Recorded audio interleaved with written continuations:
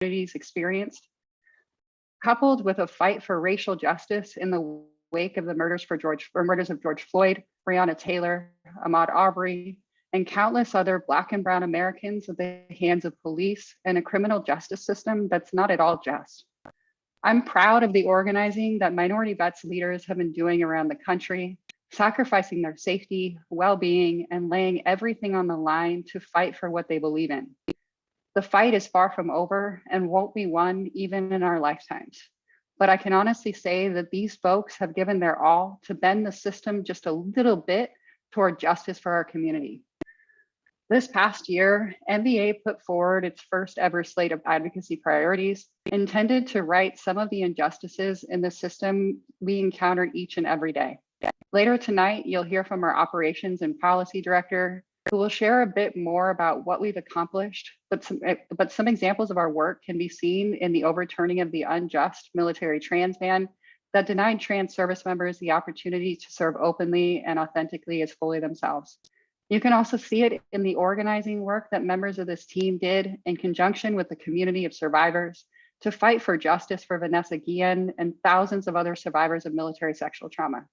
While justice can never be fully served to her and her family, an independent review commission handed down over 100 recommendations that will completely overhaul the military's handling of sexual assault and harassment. This includes recommendations to remove the chain of command from decisions on prosecution, a fight that is over a decade in the making. We won't quit until all of these changes are implemented and we see the result of these new policies. Our survivor community deserves justice, accountability, and change. Along with our fight to change the system, minority vets leaders have taken to direct service and connecting more of our community to our organization through incredible local and national support. Last year, we built our COVID-19 relief program that provided $66,000 in direct financial relief to minority veterans and their families. In addition, we created the Winter Wish Project that was designed to support folks through the holiday season and restore joy to families in need of just a little extra this past year. Many of this program's organizers were minority veterans who grew up in poverty and remember what it's like watching our parents choose between providing food for our families or gifts under the tree. Earlier this year, our team set out to travel to 6 cities in 6 months as part of our supply drop tour. With 5 cities in the books, we provided over 20 tons of food to our over 200 families, local food pantries, and to the communities around us. As a result of all of this, we've seen incredible growth in our movement. In the past year, Minority Vets has increased its memberships by 219%, now directly serving over 2,500 members across 49 states, 3 territories, and 5 countries. We've also grown our volunteer team to over 50 volunteers around the country and world, and our staff to a small but mighty 4. We've done all this, not as a team with the most resources, but as a team with the most heart. MVA organizers are passionate, committed, and never back down from a fight when they know their community needs them. Tonight, you're going to get a chance to meet some of them, 20 to be exact. You're going to hear from chapter leaders, fellows, and fellows from our Emerging Leaders Program, members of our board of directors, and national staff who give everything they have to make this movement what it is today. With that, I'll get out of your way and let you hear from the stars of our program. Back over to you, T. Thank you so much, Lindsay. We are super grateful. And they are absolutely right. We have done so much this year and I can't wait to get into it. So I'm not going to waste any time. I know y'all are going to hear me a lot, so I'm going to try to keep it moving so we can get through all these people, all these leaders, all these amazing people who have done things for the minority veterans of America. And who better to start off the show than the Seattle program director, Ms. Melissa Margain. We welcome you to the stage. Melissa, get on the stage so I can talk to you and make you blush on camera. Melissa has been a part of the MVA family for over a year now. She has truly been making amazing things happen in Seattle and King County region. She'll tell you about the program she's building and what the future minority veteran in Seattle looks like. Melissa is super humble and may not tell you that with all the outstanding work that she's coming out with the Seattle team. She is the heartbeat of the Seattle team. Super grateful to have her on our team. She's humble, honest, beautiful, beautiful spirit that just radiates every time you see her. Melissa, thank you so much for joining us. Oh, thank you. You're too kind. The check's in the mail, T. Thanks for that. Tell us all about what you got going on. It's going to be amazing. I'm so excited. Absolutely. Well, thank you so much. Like T stated, my name is Melissa. I am the Seattle Program Director for Minority Veterans of America. Not really sure how to follow up my executive director's intro, but I will definitely try. We are super, super busy in Seattle and the King County region here in Washington. We launched our People to People program, which is a human-centered case management approach to really meet the veteran where they are, right? Like in real time, in real space, to just help them navigate transition, navigate getting back into the workforce, into higher education. So this is more of a community partnership, if you will. So that's happening. And through those efforts come employment opportunities, volunteer opportunities, financial literacy, economic empowerment, right? Just to get you back in a good space to know that you are able, you can provide, you can continue to learn and grow. Excuse me for that. But also, we have been placed in a unique position to partner with so many wonderful people. We've been able to advocate for our membership in such a way that is even mind-boggling to me. I, like many of the people you will meet on tonight's call, identify with our membership because we too identify with the demographic that we serve. We've been very fortunate to work with WDVA and provide claim benefit support, survivor benefit support, caregiver support. We've met with the Washington State Office of Equity, which is going to help that office strategic plan for the next 5 years by providing community stakeholder input, working on a plan to serve incarcerated veterans and those returning from incarceration back into their communities. We have been a part of and led discussions around intersectionality, DEI, partnerships and MOUs with Department of Veteran Affairs, the Center for Women Vets, LGBTQ vets, legislative input locally, nationally. I mean, the list goes on. Like Lindsay stated earlier, our COVID-19 effort, especially here in Washington, was super successful. Our Winter Wish program was successful. There were so many vets that didn't know we existed. And so what's important about our relationships with elected officials, although we're nonpartisan, is access to their constituency, right? They've been in these districts for some time. They know where, their veterans need the support. They know where their veterans are. We've launched a women veterans food pantry that just supports those who are experiencing, food insecurity, transportation insecurity. Our supply drops have been massive, have been just something that's come at a really good time. We've been able to donate over 1,000 pounds of food to local food banks, working with our vet corps students, just so much. What I will do before I end my time is I need to shout out Team Seattle. Because while I'm giving you this report, I wouldn't be able to give it if the team was not so committed, so strong. So Lele, who is our social media coordinator, put together a relationship with Cappy's Boxing Gym here in the Seattle area for veterans to get back out, to engage socially, to feel good, to get in shape. So I want to praise her and thank her for that partnership. Trina and her recovery support, her connections to the VA and the relationships and just experience that, she brings to the team. Crystal, who's crushing her new role, who you'll meet this evening. Volunteer work is impeccable. From putting the office together to loading the pantry, building boxes, so much. John, our new chapter leader, is a wonderful thought partner. Networking is absolutely his skill. If you didn't know, I'm telling you, who is working towards expansion efforts. Deidre, our grants and development, who is supporting us so that we can continue to offer these programs. So I would be here forever if I talked about everything Team Seattle is doing, but I humbly thank you so very much. Please stay connected to us locally, nationally. We've got membership drives coming up. We've got supply drops coming up, pantry days coming up. If you know a vet, if you think there's a vet that could utilize this support and these services, share this Facebook, tag them, text them, call them, get them connected to MVA so that we can continue to provide such wonderful supportive services. Awesome. Thank you so much, Melissa. I told you, y'all, she be doing the most. And I love your humbleness and your leadership, just calling out your team. Super grateful for everybody that is on that Seattle team. It's absolutely amazing. So thank you so much, Melissa. We appreciate you. Thank you. Going to keep this thing rolling. It is our birthday, you guys. Happy birthday, MVA. Super excited. We're 4 years old. You remember when you was 4 years old? You have an entrepreneurship. You remember when it turned 4 years old? What an amazing, amazing event you must have done. I know y'all did something, a toast. But what we're going to do is we're going to shout out everybody who's been doing amazing things on our team for the past however many years, right? Because we're 4 now. So we're doing 4-year-old things. And this next event that we have coming up for you guys, I'm going to call it a pass the mic session. And our Crystal is going to rock it for us. What you're going to do with Mr. Crystal Ellington, our communications director, as Melissa had already talked about before. She's just been doing amazing stuff in her new position. And she's going to talk to us about the chapter programs with her and the MVA chapter leaders from our Pittsburgh and Seattle chapters.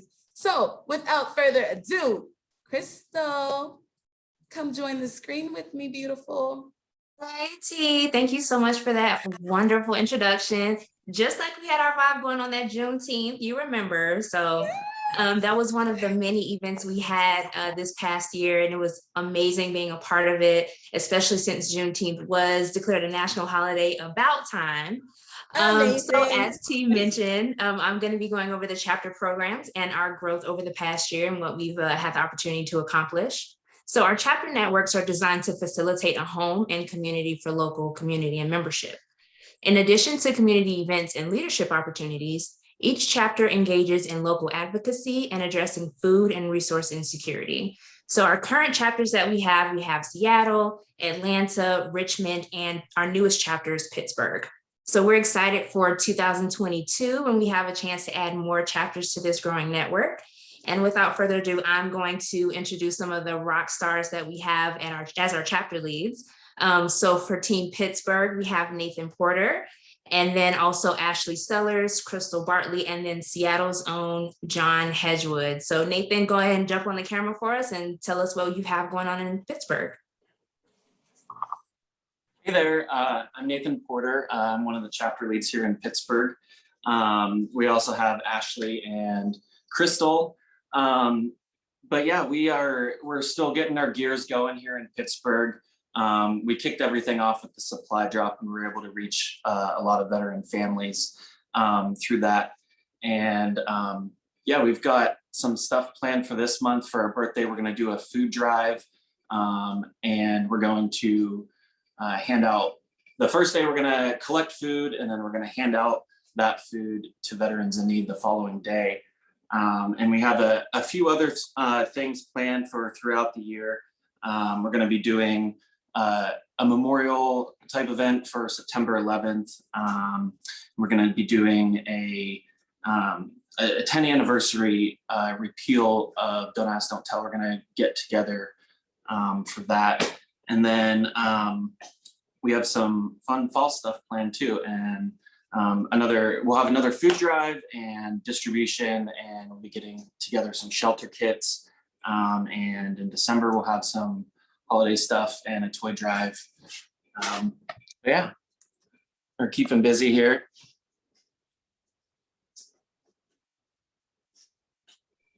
Awesome. Thank you so much for filling us in on that, Nathan. And now is Ashley and Crystal on the line as well? We'd love to have them introduce themselves. Yeah, Crystal's here with us. Ashley wasn't able to be with us tonight, but. Okay. So Crystal, let's hear from you. Good evening, MVA. Happy birthday, everyone. Happy birthday. I'm so excited to be a part of the new chapter here in Pittsburgh. My name is Crystal Bartley. I am an Army veteran, and I am so ecstatic to see MVA continue to grow and blossom. And I look forward to being up under some great leaders in order to help our foundation here in Pittsburgh. I currently work for a Veterans Leadership Program, working with homeless veterans. And so It's not only a passion for what I do professionally, but I am myself a veteran, minority veteran, and so proud to be one. Thank you so much for having us.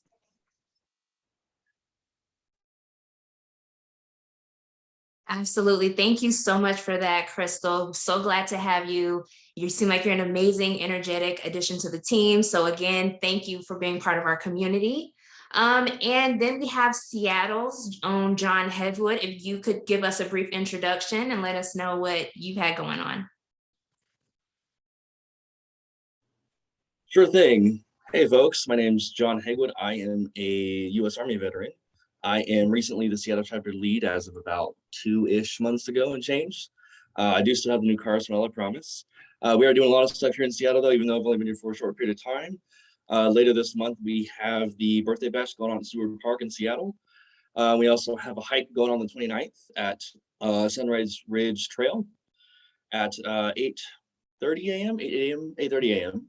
And then we're also, hopefully in the next few months, we're teaming up with a local nonprofit that was also founded by a female veteran that is focused on giving free dance classes to veterans that are suffering from PTSD and MST to help heal with their trauma and to, I guess, re-experience intimacy in a safe space with other veterans. We hope to be getting that programming off the ground here shortly, but our plan is to do a number of those events out in the Seattle area so we can make sure that everybody that would like to attend has access to those events. We're also coupling that with some credits for transportation, as well as credits for formal clothing for these dance events. That way, there's no barriers for any veterans that would like to attend. And then, yeah, of course, we have many more things going on here. We're talking to a lot of the command here at Fort Lewis and JBLM, trying to get some stuff going there. So lots to come in the future for sure.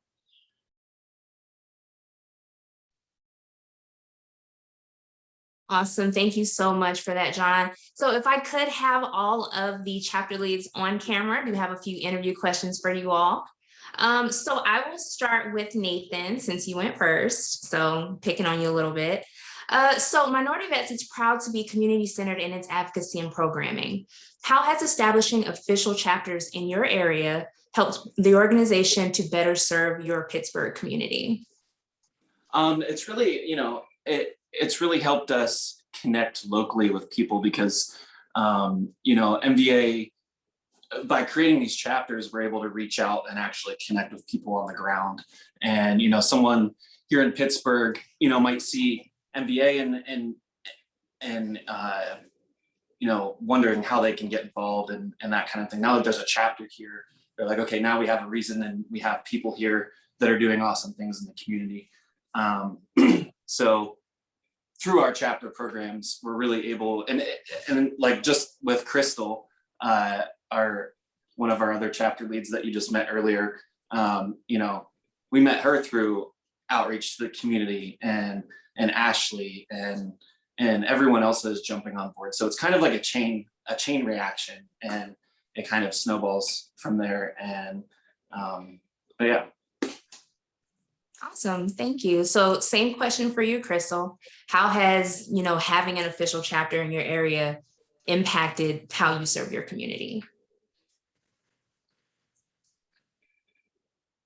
Oh, I think you're muted. MVA has provided a platform, a way for us to connect, not only online, but also in person. We're able to engage our community and have real people for people to connect with. It's positively impacted our community because we're able to reach them for any resources that we may have connections to. It is a truly great thing because in Western Pennsylvania, specifically where we've opened this chapter, there is an untapped market of veterans who don't know where they fit in. And so having visibility and bringing awareness to MVA allows us to connect with more and more veterans who are having a desire to have camaraderie. And this is a platform for that. It's, I see how all of the other chapters who have come before us are doing great things and have a positive momentum. And foundationally, I look forward to developing that here in Pittsburgh even further. Awesome. Thank you so much, Crystal. And I can hear the passion and how much this means to you and your voice. So like I said, I know you're going to be an amazing addition to MVA. So thank you so much for that. And so the next question is going to be for John. So we often say that our programming is designed to meet our members where they are. So what does that look like in the Seattle chapter, John? Yeah, exactly. And so like we get to go where all the veterans are. So we're, in the greater Seattle area, it's like a good 2-3 hours across if you're driving it. And there's a ton of veterans that don't even know that we exist. And I've talked to a lot of them, and it really is incredible to even just like, introducing ourselves in the organization and mentioning like what we do. I mean, it's really all in the name, Minority Veterans of America, right? And whenever people are just like, oh, I had no idea this existed, we're getting people that are interested in joining us or, helping out however they can. And we're also able to connect with veterans that are historically underserved. And, most of them didn't even know that there was resources like our organization that are out there. And so it's really great to get out. And between Melissa and myself, we're kind of covering both ends of this because we have large bases up towards Seattle, close towards Seattle, and then we have some down here as well, further south towards JBLM. So it's really great to be able to kind of cover the span and making sure we're trying to cover as many bases as we can to connect with as many veterans as we can. Awesome. So, and, being a part of the Seattle chapter directly myself, that's my geographical area. You and Melissa are doing an amazing job of trying to reach a very, very large metropolitan area. And like Nathan was saying earlier, it's really all about that outreach and making sure that they know who we are in the area. So thank you so much for that. And then the last question is going to go to Nathan. So what has been the most influential programming that Minority Vets has been able to bring to your community? And how has the influence helped to transform the minority veteran communities in your chapter cities? I know that's a long question, so I'll repeat it if you need me to.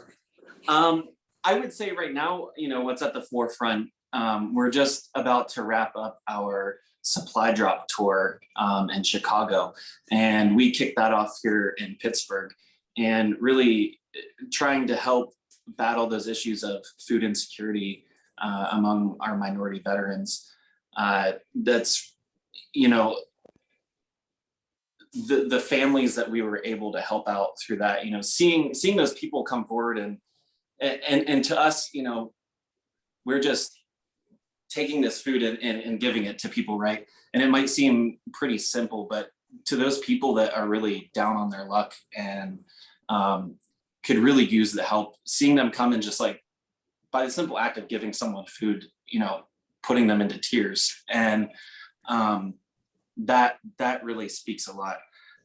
So I would say through food, we all come together through food, but it's also a necessity. So that's been really impactful to the community. And we're gonna try to take that and continue that through different drops and food drives. And we're working on building our pantry here in Pittsburgh, much like Seattle has, where they do monthly handouts. And so we're gonna keep that rolling and keep impacting the community. Awesome. Well, I look forward to all the great things that the Pittsburgh chapter is going to accomplish within the next year. And then we'll talk about it at our 5th birthday. So thank you guys so much. We are running a little bit short on time, so I am going to go ahead and wrap this up.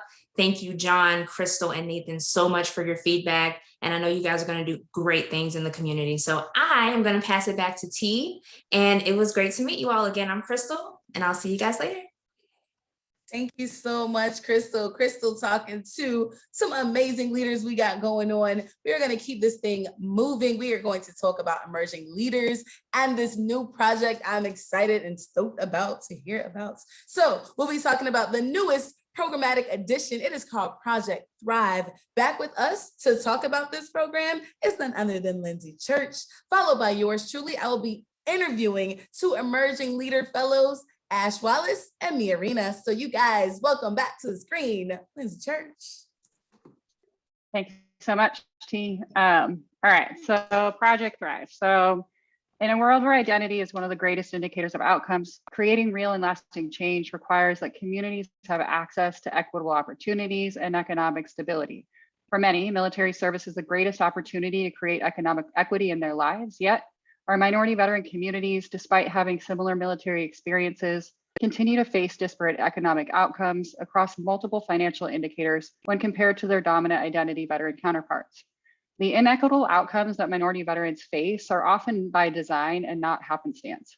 From redlining to predatory lending and inaccessible institutions to disproportionate criminalization, minority communities are deeply impacted by a system that is not merely negligent in equitably supporting them, but is designed to keep them from achieving the same outcomes.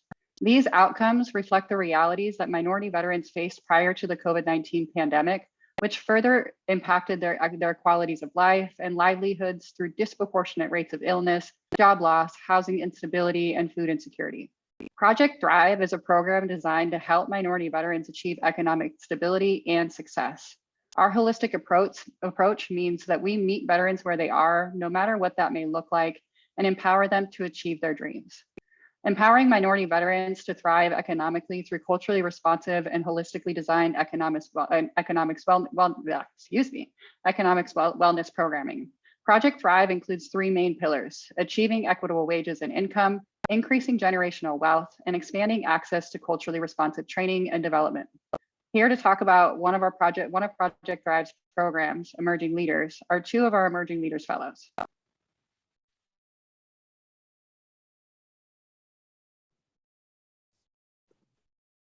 That's Ash Wallace and Mia Reyna. You're up.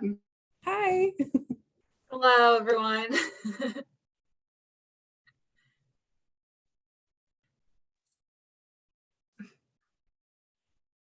Ladies, thank you so much for joining us. How are you all doing? Great. Doing well, partying on the 4th birthday. Woo. Hey now, everybody calm down. No, before we get this thing started, thank you so much, Lindsay, for giving us that background on the emerging leaders and these dope fellows that are joining us.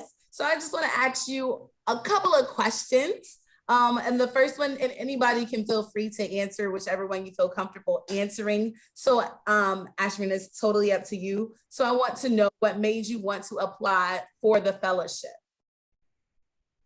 I was in a position where I was trying to gain my footing and I really wanted to see what I was capable of. And I didn't have a lot of courage. Like I had that imposter syndrome going on really, really bad. And I wanted to move into supervisory roles and be more of a leader in organizations I was working with. And I heard about it, and I think it was like the day after it was actually the deadline, and I emailed and was like, please, can I be considered? And I was so grateful that I was able to join the team. Awesome. Awesome. I definitely understand what that feels like, being a leader in minority veterans myself. My next question, I guess, will be to Mia. Mia, you both have the opportunity to expand your fellowship into a volunteer role with minority veterans as well. So what has been your experience? Like, what has it been like being a part of the team and expanding? I'm sorry. So it's been absolutely incredible. I've had the great opportunity to work closely with Andy Blevins, who we're going to speak to after this, in the policy department. And I was able to contribute to 2 different congressional testimonies, as well as helping and just like observing really Lucy Delgadio, who is a member of Minority Vets of America, and witnessing her multiple testimonies. She's amazing. And yeah, working alongside Lindsay and Cassie Gavel and all these other amazing individuals within the policy field has been more remarkable than I could say, put into words. No, that's beautiful. That's beautiful. That, and your experience has been absolutely amazing. That sounds so cool. Yeah. I want to ask both of you, what is a piece of advice that you would give to the next applicants that want to be a part of the next cohort for the emerging leaders? Like, what is something you would tell somebody who is looking to join that program? Definitely see what the deadline is to get your application in as soon as possible. I would definitely tell somebody you belong. That is the biggest thing. A lot of people have imposter syndrome. They feel like they don't belong in whatever space. And I can assure you with minority vets, you belong. And that we've been a family, and I'm so lucky and grateful to have this group. So please apply and be a part of the program. That's Yeah, beautiful, Ash. exactly what Go ahead, Ash Mia. said. Absolutely apply on this amazing networking opportunity. I'm so glad I got to meet Ash and so many other individuals within the Emerging Leaders cohort. And I can't wait until COVID is over eventually and we can all meet in person. And it'll be spectacular. So definitely apply. Well, thank you, ladies, so much. We appreciate you applying. We appreciate you going through the fellowship and getting all the knowledge. And I can't wait to see what you guys have more to offer to the MVA and more importantly to America. So thank you, ladies, so much. And I can't wait to see more of you in the leadership programs. So next up, you all, as they have stated before, we are going to go right into it and talk about our advocacy and policies. And who else to give us such amazing information than the one and only Andy Blevins, my friend. He is the Operations and Policy Director. He is incomparable. And as this, who has joined MVA's staff list than a year ago. Don't be fooled though. Andy's been a part of MVA since nearly the beginning, starting out as a member of our board of directors before joining our volunteer policy director. Andy has been responsible for crafting MVA's advocacy and policy strategies and has been instrumental in the changes we've seen over the few years. And I can attest of his skill, his patience, and talent to all the things that he has done for MVA. So Andy, thank you so much for joining us. Please let everybody know on our 4th birthday, what was it? I feel like I should bring you with me everywhere, T. You make me sound so good. Hi, everybody. It's good to be here with you on our 4th birthday. Like T said, I was proud to join the organization in an official staff capacity this past year. And in part, I help lead our advocacy initiatives. Since coming on board, we've had the opportunity to meet with colleagues and leaders within the White House, the Department of Defense, the Department of Veterans Affairs, with members of Congress at the federal and the state level, and with many others in the veteran advocacy community, all on behalf of the 10.2 million minority identifying veterans that we serve. I'd like to take a moment to especially thank Representatives Takano, Brownlee, Pappas, Jayapal, and Spear, and Senators Schumer, Gillibrand, Murray, and Blumenthal for their unwavering support of our community and for their tireless dedication to advancing our priorities.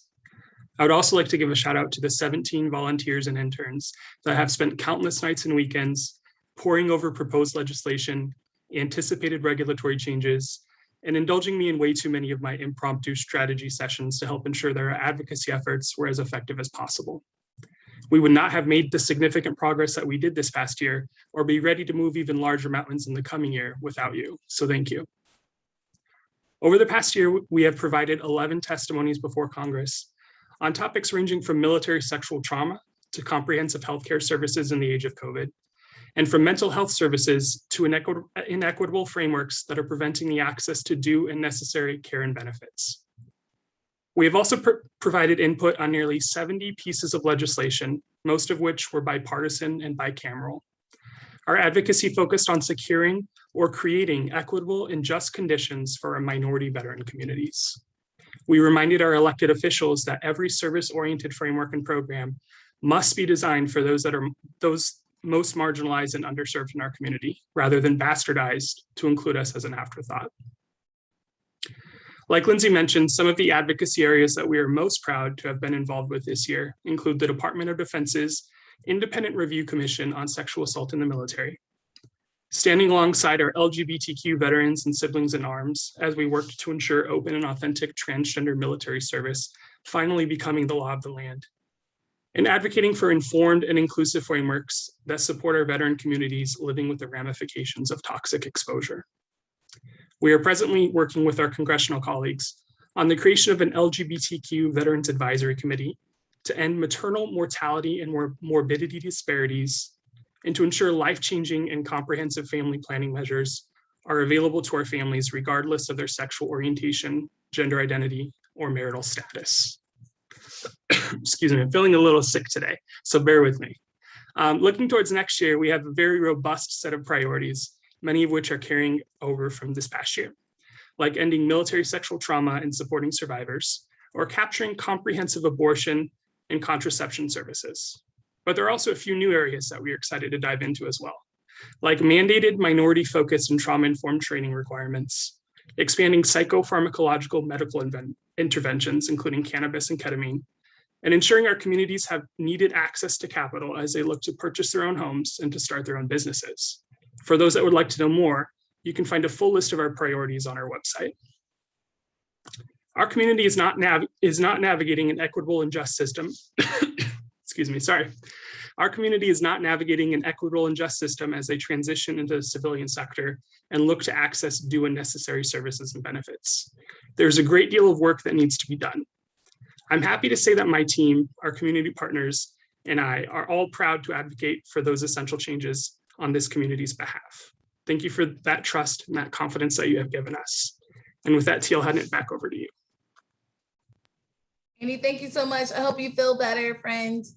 I know I've seen you all in the audience on my Zoom. I've seen you through the computer, into your rooms, into your spaces. And as soon as Andy said marijuana and CBD, all the perks, everybody's ears perked up. Y'all weren't listening, but now you're listening and I have your attention. And I just want to say happy 4th birthday, Minority Veterans of America. You are tuned in to an amazing event because we are celebrating our 4th birthday as a team, as a family, as an entrepreneurship, as a 501c, because we are doing our thing. So I want to keep this thing rolling. I told you all we were going to talk to a lot of people. We're going to talk to executive directors. They're going to talk to leaders, members of the board, and we are getting to that board spotlight. So please, joining me on the stage / screen right now is going to be Fawn. Please join me on the screen, as well as Jordan. Please join me on the screen. Thank you both so much for being here. I'm just going to ask you all a couple of questions about being board members with the Minority Veterans of America, because I don't know how y'all be doing what y'all be doing, and I'm nosy, and I got y'all here. So let's just talk about it. How y'all doing? Great, thank you. Happy to be here. Thank you for being here. So for the question for both of you, how long have both of you been on the board? I'll go ahead and start. I think it's been almost a year. I attended the Emerging Leaders Summit last fall, and then I got involved shortly after. I have to admit, I didn't even know about MVA until then. So I'm happy to be coming up on 1 year. Awesome. And what about you, Jordan? Similarly, started kind of the beginning of this year. I wasn't aware of all the great work that MVA is doing in the community, but very, very grateful to have been brought on board to be a part of it. Awesome. So I'm curious to know, how has been serving on the board like impacted you? Like, since both of you seem to like not know, you went through the emerging leaders portion, and like, how has that, Jordan, kind of just like impacted you as a person, you as a veteran, like all the things, right? So I'm curious to know how it's changed your life or how you changed the community in the process.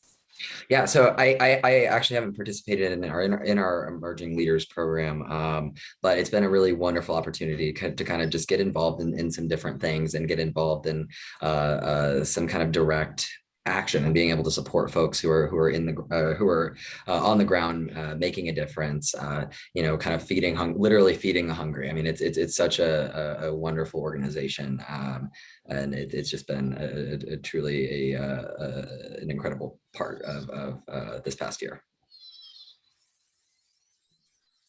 And Fawn, same question. Yeah, it's been wonderful to discover everything that MVA does. I check a lot of boxes on the minority space, being a veteran and Native American and a mom and a female, and I work in a male-dominated industry.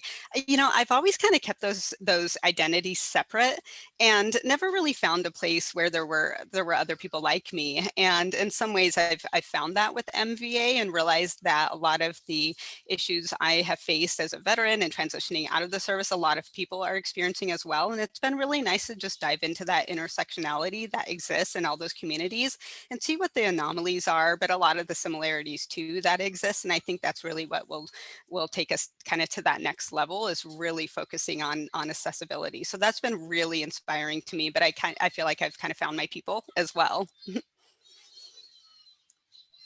Awesome. Thank you so much. So, okay, now I have to ask this question. Why is having a diverse and inclusive board important for the growth of an organization like ours, especially with like Fawn just saying how diverse you are, like how many boxes you hit, right? And Jordan too, like I can see it in your face, right? Like so many boxes. So explain to me or to everybody just how having that different board and all the inclusion on the board like truly makes a difference when you're making those decisions for the organization. And Fawn, you can go first.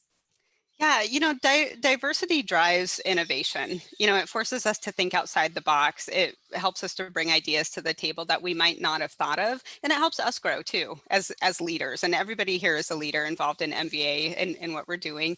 I think we will learn from each other, and it'll really enhance the offerings that we have to just really focus on that intersectionality, especially when we're looking at underserved communities. There's so much that we don't know about, even that we might not be thinking of with some of the great ideas that we have where they might not be accessible.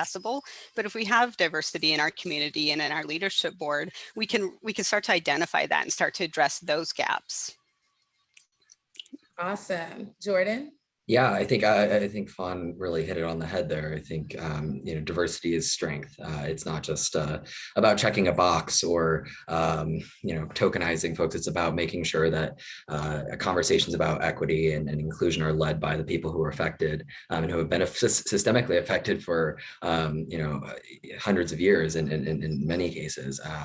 Making sure that those folks that if we craft solutions around the needs of those folks, the common larger problems will kind of come along, and I think it'll come along with the minimal amount of leaving folks behind. And yeah, kind of to what you're saying, I think it's so important to have voices from minorities, even within minorities, as a trans person, being able to speak to the experience of what it is what it is to be a trans veteran as opposed to being, a gay veteran.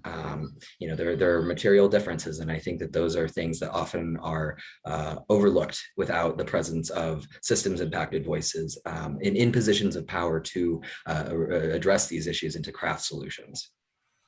Yeah, I think that's amazing.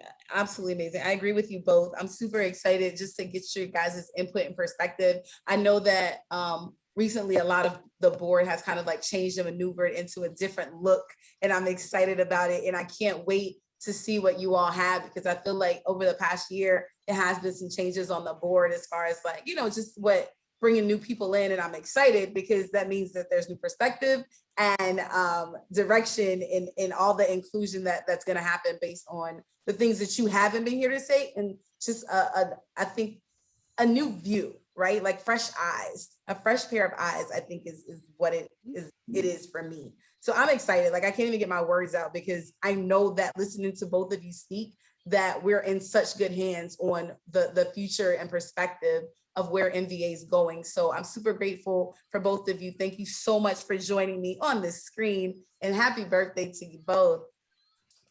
Thank you so Happy much. birthday. Thank you.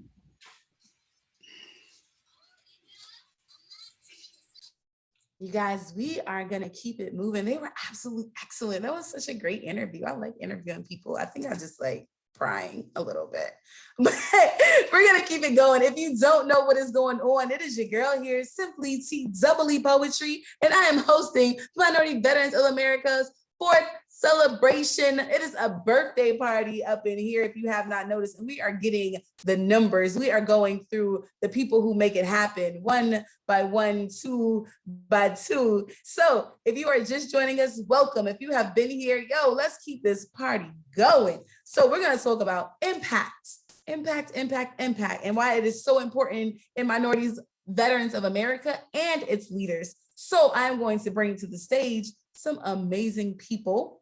First, we're going to do Lucy. please join me on the screen.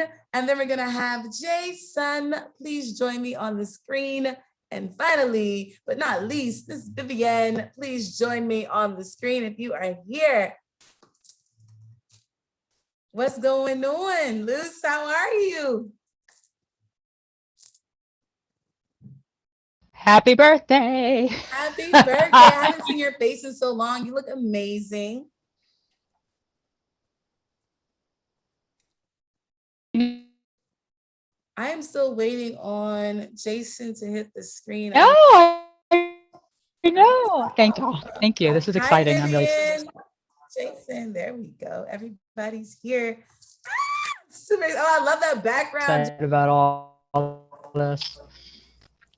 That's a dope background. Here we go. There. Vivian, I got you. I got you. Yeah, I got you. Happy birthday. Happy birthday. So I'm gonna go like really round robin with you all. So we'll go Lucy, Jason, Vivian, and I'm gonna ask you guys a couple of questions. So this first question is for all three, and I want to know exactly what your role is with MVA. Like, what do you do with the team? Talk to me. So I'm currently a special program manager for NVA, and I get hit with many special projects, and it's been really a special project was Emerging Leaders last year, and then I did we worked on the holiday wish list.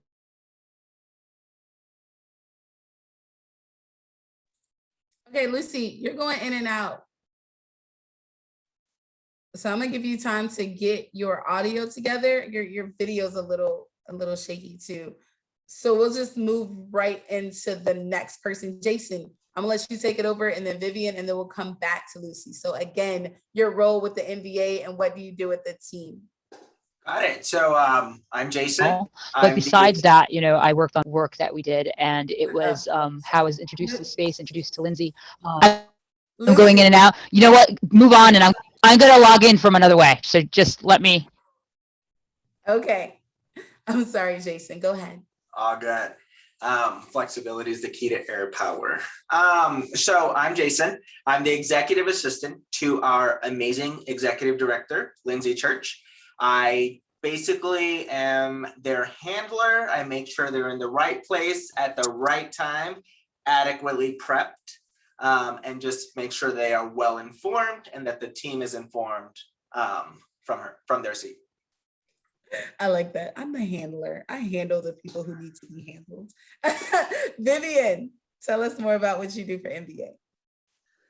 Hi, so I'm Vivian Richards. I am out of Baltimore, Maryland, retired Army veteran, and I am the program manager for the Supply Drop Tour that's hit so far 5 cities in 5 months, and we're finishing up strong in Chicago here August 21st.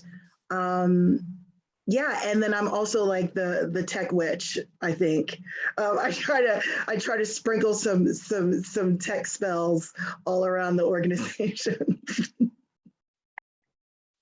I love that. That's so me. I'm like, I started like a lot of people I don't ever talk about the fact like I'm like a whole cybersecurity engineer, because when I get on with MVA, I'm like dumb IT. I'm like, I just want to talk. I don't know how to fix. Please don't ask me, because I mess stuff up when it comes to this organization and tech savviness. I'm like, I don't know. I do this for a living, but when I get to y'all, I just want to be an artist. I just want to be a minority. Like, I just want to, I don't know. It's weird. So I'm super grateful for you. So my next question is Lucy back? Let me check. Lucy, are you there? Yes, I am. Is this better? Yes, way better. Thank you so much. I work my heck through head. Okay, so I'm Lucy Delgadio. I'm joining you guys from New Jersey. I am a special project manager, U.S. Army veteran. And I did a lot of work with the I Am Vanessa Guillen and other special projects. Currently, the special project I'm working on is Project Well, trying to implement some wellness and holistic practices to the MVA group. Awesome. Thank you so much, Lucy. I'm so glad we got you back. My next question, I want all three of you to answer as well, because it's important to me that I get this out. Name a moment where MVA's impact has stood out to you. Like, name something that you were doing at MVA or something that you saw, or I specifically want something that you were a part of that kind of like, just you can't get out of your head, the one thing that really like you hold dear. And we will go in the order of Jason, Vivian, Lucy. Awesome. So the one thing, so I'm a baby MVAer.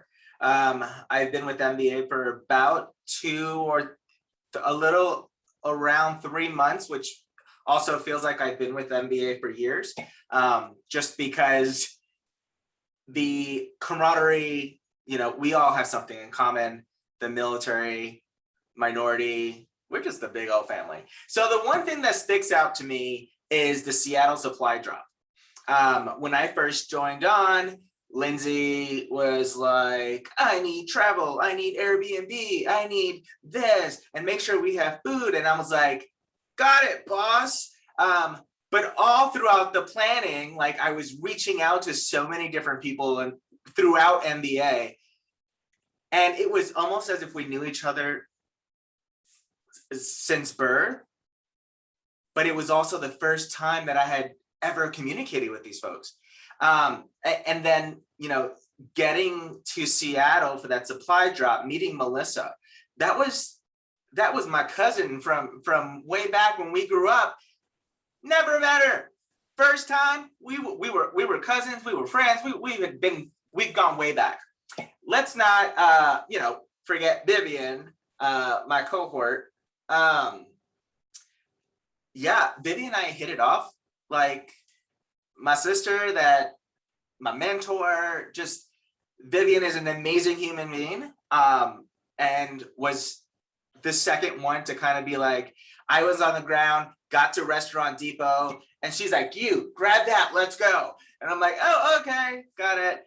So it's just like, it's just a family, and that's been the impact. Not only the impact that we made to all those veterans in Seattle, but also the impact that we make to each other within MVA, within the volunteers, and just the amazing unconditional love, unconditional camaraderie, and just that safe zone of inclusion. I felt that all in that one visit at the Seattle supply drop. Amazing. So at first I thought it was the Seattle supply drop, but now I know it's the family thing for you, Jason. I was like, oh, I know. I totally understand. Me and Melissa are related too, and I haven't met her yet, so a little jealous. Vivian, tell us about yours. Well, I'm going to take it way back, like 5 months ago, to the very first supply drop, Pittsburgh. And I remember the first thing about that attracted me to MVA was the bias towards action, right? That this wasn't just a talk about it, speak about it. This was a get out there and do it, right? And so the very first vehicle that pulled up in Pittsburgh, and this was a brand new chapter, you know, my first time, I think it was my first time out of the house post-COVID. And I don't even know if it was post-COVID, but we were starting to get kind of reopen. So my very first interaction with other human beings outside of my household, it was the family that Jason absolutely nailed, and we were all together working so hard. And the very first vehicle that rolled up, I walked up to her vehicle to sign her in, and she just broke down hysterically crying. And it was this overwhelming sense of we were right where we needed to be to have the impact that we said we wanted to have. And we were doing it in a way that we were modeling what inclusivity looks like. We're modeling what love looks like. For me, you know, that same trip, I got some terrible news that my niece had been in a car accident. This family stepped up and was extremely supportive with me and my family throughout the rest of that journey after our initial meeting. And I just remembered feeling like I was paying it forward with good karma, and that there was nowhere else I would have rather been doing anything else, you know, getting that kind of rocking news. But yeah, so it's inside and out, right? We don't just speak it, we model it, we hold each other accountable. We're a team, a tribe, a family. And I just love being able to bring my whole self to service. That's absolutely beautiful, Vivian. That heartfelt, warming. Thank you so much for sharing that, because it's difficult to get vulnerable in front of people. So thank you so much for that. Lucy. Hello. So for me, it goes back to July of 2020. We moved very quickly when the IM, you know, when Vanessa Guillen was found, and how we activated. And, you know, I was a small person. I consider myself at the time, I was just an advocate in New Jersey, advocating, you know, to what felt to myself. And then I was introduced to a family that really supported me. You know, I went invisible since '92, and I never disclosed what happened to me. And then I was given a shoebox when I joined MVA, and I found a voice. And I can't thank MVA enough for, you know, the action of July 21st, and then testifying on July 29th, and marching with, you know, across DC to give Vanessa Guillen a voice on July 30th. And then, you know, going back on September 16th, which was my 49th birthday, to witness, you know, the introduction of a bill, and then flying to Texas with MVA so we could, you know, honor her birthday. So it was a lot of actions in a very small moment in time that I will forever be grateful and hold in my heart dearly. And there's still more to do. We are continuing to still be boots on the ground and making the change and making a voice and creating a safe space for military sexual trauma survivors and giving them voices. And it's just been an honor, and it's humbling that I could do what I did with, you know, with Lindsay and Mia and so many that are watching, and so many in this group. And again, Trina, I love you so very much. Trina, it was, again, this has been an honor, and I am so grateful to be part of this family in this space, and to more years to celebrate to come.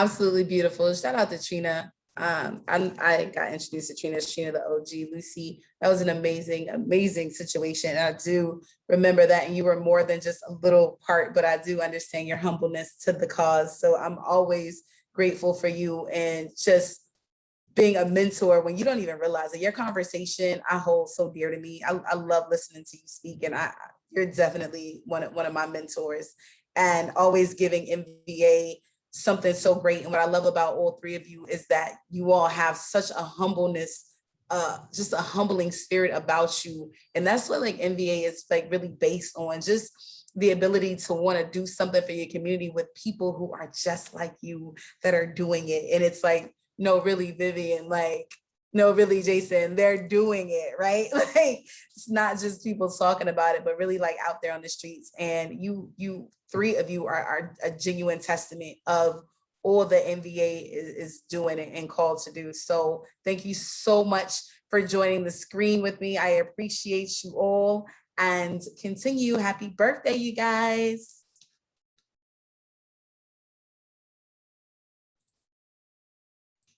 So next up is one of my favorite parts of our birthdays. And to get us started and popping on this thing, I'm going to bring to the screen we're going to bring up Miss Layla to talk about the year ahead and what MVA and the community's call to action. So Layla, how are you?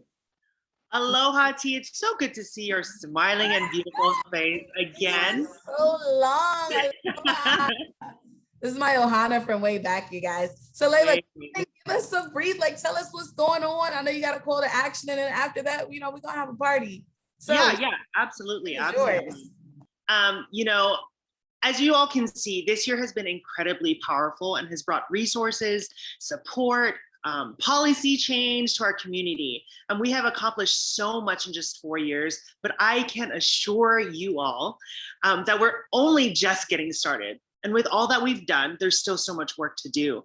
I'm joined now with our amazing team to share in a toast with the team of minority vets. Today, we got to hear some incredible testimony of the work and experiences each and every one of our folks and have witnessed the amazing impact it has had on our communities. So we must take tremendous value in the ability and freedom to be able to do what we do by expressing our voices, by sharing our journeys and conveying our stories and our work in such a way that moves hearts and minds to a better understanding of who we are and what we have gone through to get to where we are today.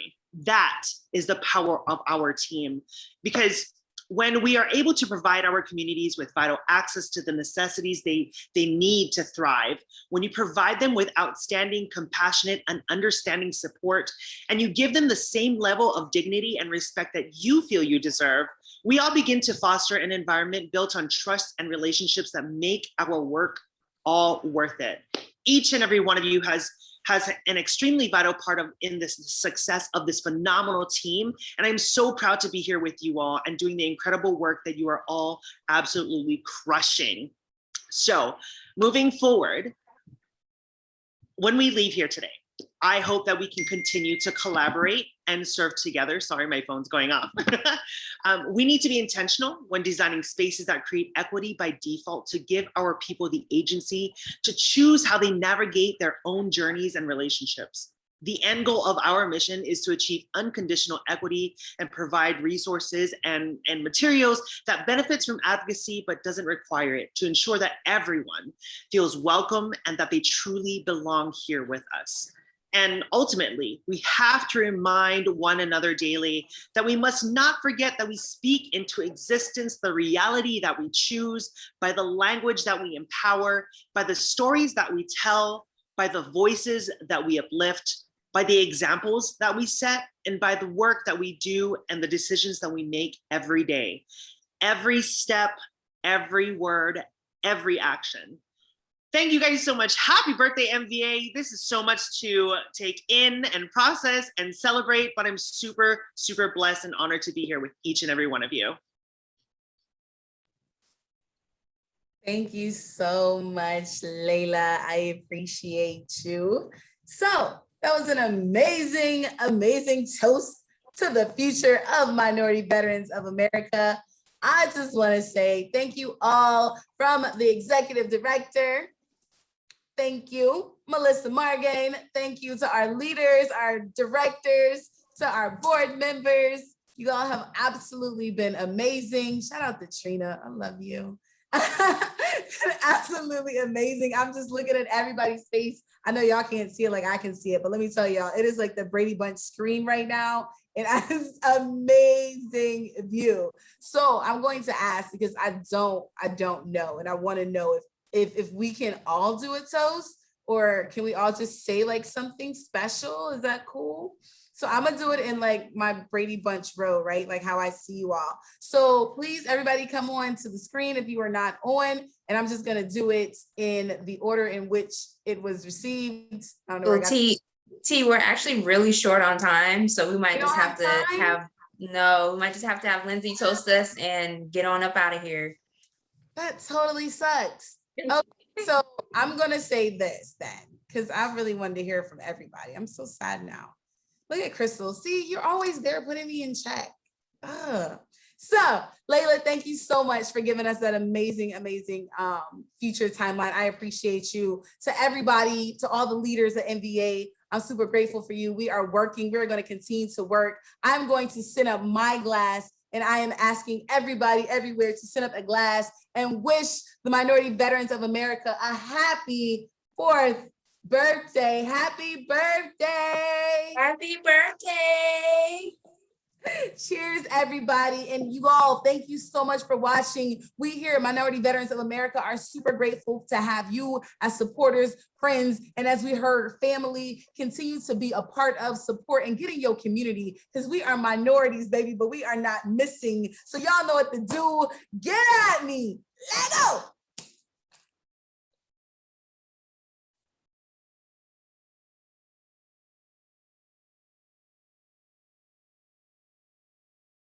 Lindsay, are you still here? Yeah, Gonna I'm sign gonna us close out? us out. So All right. I just, this is one of my favorite times of the year. I know that we oftentimes in minority communities, we struggle so much that we forget to the joy is what we're fighting for. And you all are joy for me. From starting this organization 4 years ago as 5 people in my living room, like you all are the team that are my wildest dreams. So from the bottom of my heart, thank you to everyone who has ever led with this organization, to those who continue to do it, to every member who has believed in us enough to trust that there is a veteran organization out there for you. Like we need you, and we need to fight for this community and continue to do that. This organization will live past any one of us and will continue on to fight for the change that we need now and into the future. So thank you for everything that you do, and thank you for tuning in tonight. And I cannot wait to welcome you to our fifth birthday, where we celebrate a half a decade, y'all. I cannot wait to see what we do next year. So thank you for joining us tonight, and thank you to every MVA leader. Y'all are literally family to me and have showed up and continue to show up. And I cannot wait to see what we do next. So that's a wrap, y'all.